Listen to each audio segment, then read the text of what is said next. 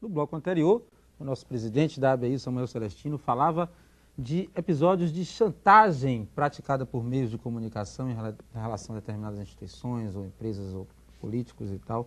E a gente queria ouvir a opinião agora do professor e também jornalista Luiz Nova sobre isso, até uma opinião presencial. Você já presenciou algum fato desse? Isso é uma rotina do jornalismo ou uma coisa esporádica? Como é que isso acontece no dia a dia das redações? Não, presenciar fato não. Minha experiência é muito menor nas redações do que a de Emiliano e a do Samuel.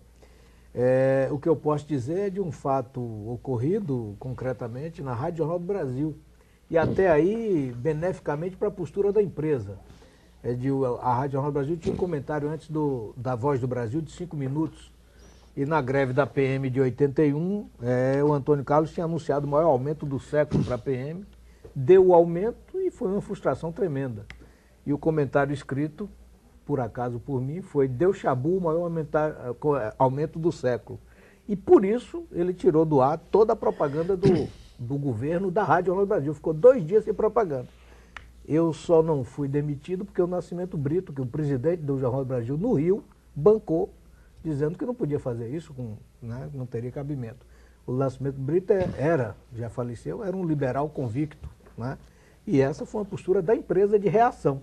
Mas essa tentativa, outra coisa que também é fato das experiências de jornais, não saberia dizer um fato concreto, mas é o trabalhar com a contra-informação. Isso na política é muito, muito comentado. O político ligar e dizer tal coisa para darem nota em off nas colunas e a resposta, na verdade, é o interesse maior daquela notícia. Infelizmente, o jornalismo, quando não é bem feito, não é feito com a precisão e o rigor que o Emiliano falou, ele termina sendo instrumento do jogo político, social e econômico, né? As colunas sociais também, muito comentário sobre isso. Então, na verdade, o que se busca é uma capacidade hoje de fiscalização maior da imprensa. Esses observatórios de mídia, de imprensa, são hoje um grande instrumento que a sociedade tem criado para o acompanhamento do noticiário. Que é outra coisa que deve se registrar, o combate a essa ideia de fim do diploma universitário para o jornalismo.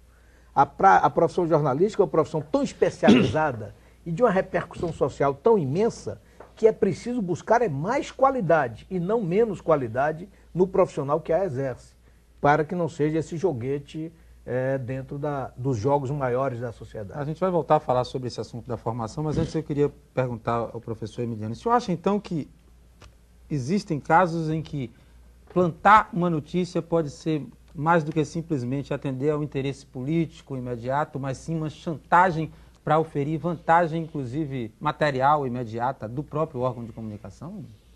Chega a esse ponto, digamos assim, a falta de ética do jornalismo no Brasil, em algumas situações? O jornalismo é um território de disputa permanente, de luta política permanente. Quem imaginar o contrário se ilude. A lavoura é ampla. Quando você falou em lavoura, a lavoura, que às vezes é arcaica, mas às vezes é moderna também, ela é ampla no jornalismo brasileiro. Há uma discussão muito grande, e no mundo, há uma discussão muito grande sobre quem é que manipula quem. Tem um livro, me esqueço aqui, de um francês até, que trata disso. Se a fonte, né, ou se o jornalista. Os jornalistas acreditam até que eles controlam as fontes. As fontes têm certeza e têm mais razão que, em geral, elas controlam os jornalistas. O que tem de coisa plantada no jornalismo brasileiro, eu estou me atendo ao jornalismo brasileiro, não é brincadeira, plantada. Lá, nos grandes jornais, inclusive, plantado. Né? Não surge, jabuti não sobe em árvore. E no jornalismo também. E na mídia também. Né? Então é um jogo permanente de interesses que circunda o jornalismo. Claro que você encontra, Samuel estava falando aqui, você encontra um jornalista da qualidade, por exemplo, de um Samuel, você encontra um jornalista da qualidade de Mino Carta, que diz, aqui tem um território que ele blinda. Né? Não é que ele vai acreditar que está fora do mundo ou que não vai ter interesse ali na atividade dele, mas tem um limite até onde ele vai e o limite que ele não pode ultrapassar. Né? Existe. E eu a minha aspiração é que todos pensassem assim. Porque tem a subjetividade, tem tudo. Agora, tem um limite ético que deveria ser garantido. Aqui nós não passamos além disso. Agora, não é esse o jornalismo brasileiro. Tem chantagem, tem tudo. Agora, como isso acontece assim, aí já teria que ter investigação, que a imprensa nunca vai se auto-investigar, né?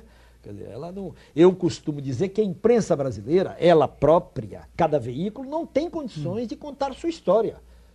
Se você pega um livro como o da Beatriz Kushner, Cães de Guarda, você vai ficar assustado com a história do Grupo Folhas, que foi absolutamente essencial na sustentação da ditadura, que tinha um jornal chamado Folha da Tarde, que era de maior tiragem do país, pelo maior número de tiras que tinha dentro. Não é pelo maior tiragem. Tinha tira que não acabava mais.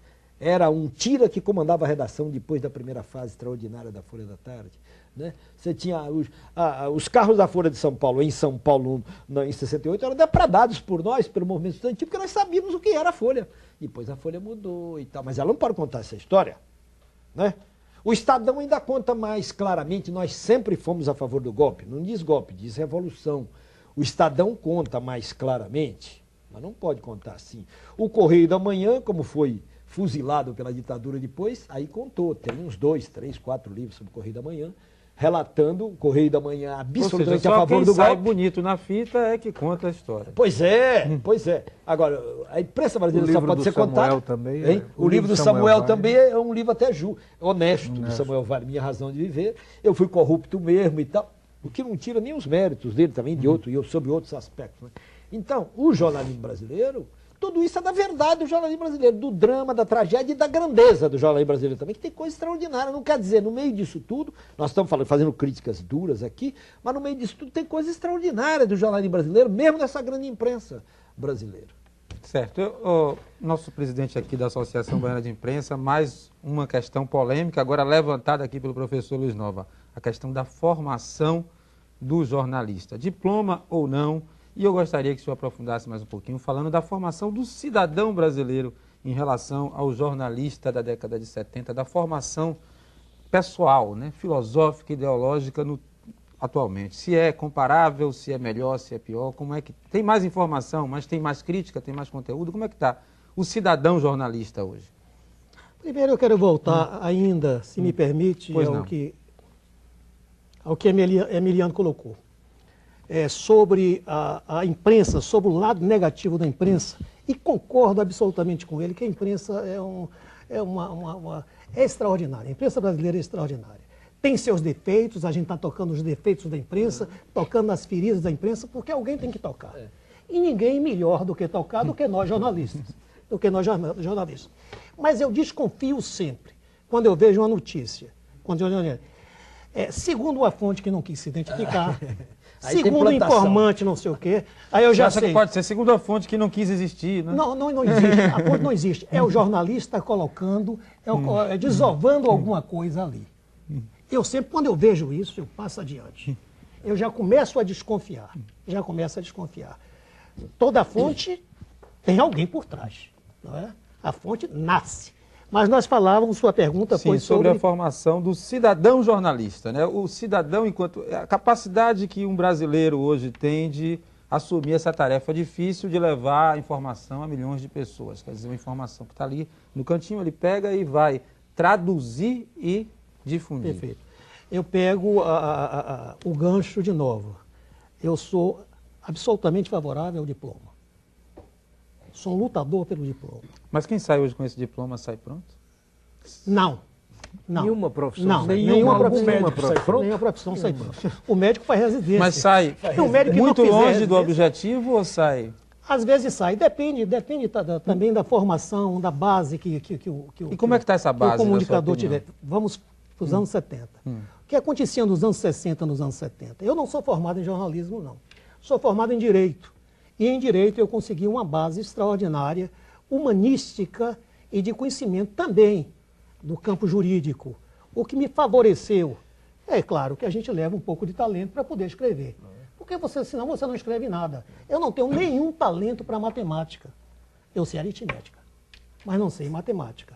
Então, naquela época, o que havia? Como não havia maiores diversões, não havia televisão, não havia tantos canais por aí, como existem hoje. Então, nós ficávamos a ler na escola.